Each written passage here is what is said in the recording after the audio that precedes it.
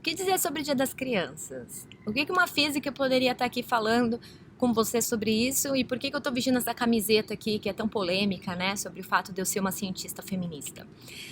Tem tudo a ver se você parar para pensar no presente que você está pensando em dar para as suas crianças aí na sua casa, na sua família. Eu fiz uma busca hoje na Amazon sobre presentes para meninos e para meninas, e a diferença nos presentes que você encontra ainda é gritante. Então, você vê aí que eu vou botar a imagem na minha maravilhosa edição. Você tem uma lista de presentes para meninos, inclui robôs, inclui um monte de livros sobre curiosidades, o que fazer, inclui experimentos e tudo isso.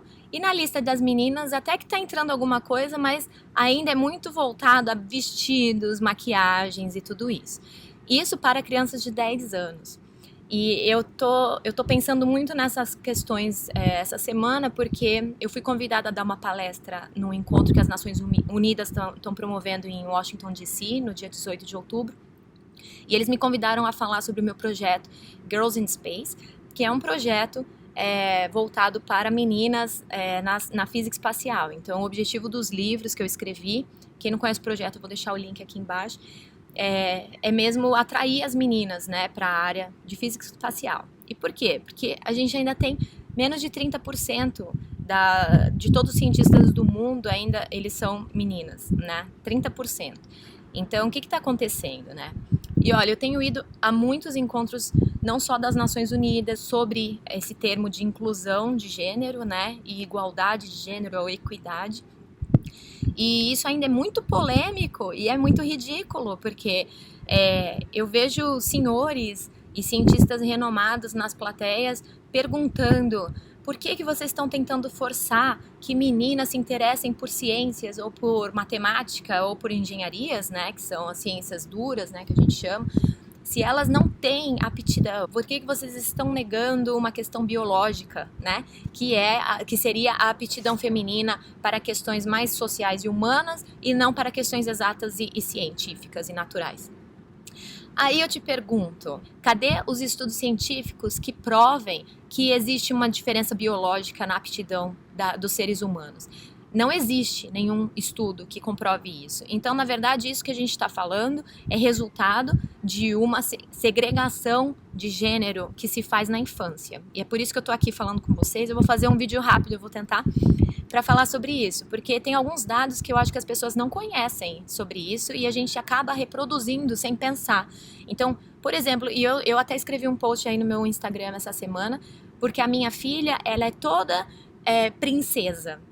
Tudo que eu sempre achei que nunca ia acontecer na minha casa, acontece. Então, a Aurora, ela ama maquiagem, ela fica rodopiando, falando que ela é uma princesa e tudo isso. Por que será? A escola dela, as professoras já chamam de princesa, ela volta, antes de eu colocar coisa, ela nem tinha cabelo, ela já voltava com uma coroinha, e ela vê as amiguinhas todas indo com coisas de princesa. E é claro que socialmente isso é forte, e mesmo que eu não reproduza em casa, a Aurora vem com essa componente da escola. O Gabriel também, da mesma maneira que eu não reforço nenhum tipo de estereótipo com a Aurora, eu nunca tentei fazer isso com o Gabriel, mas ele sempre ganhou camisetas falando eu sou o cara, garotas cuidado, na escola era tudo sobre super-herói, né? E eu tento não fazer com que eles fiquem vidrados nisso, a gente nem assina a TV, nem tem TV, a gente só assiste Netflix para dar uma filtrada. Mas é difícil, gente. Socialmente, ainda há uma segregação de gênero muito forte e isso se reflete nos índices de meninas nas ciências. Isso se reflete no número de mulheres que ganharam o Nobel essa semana, por exemplo.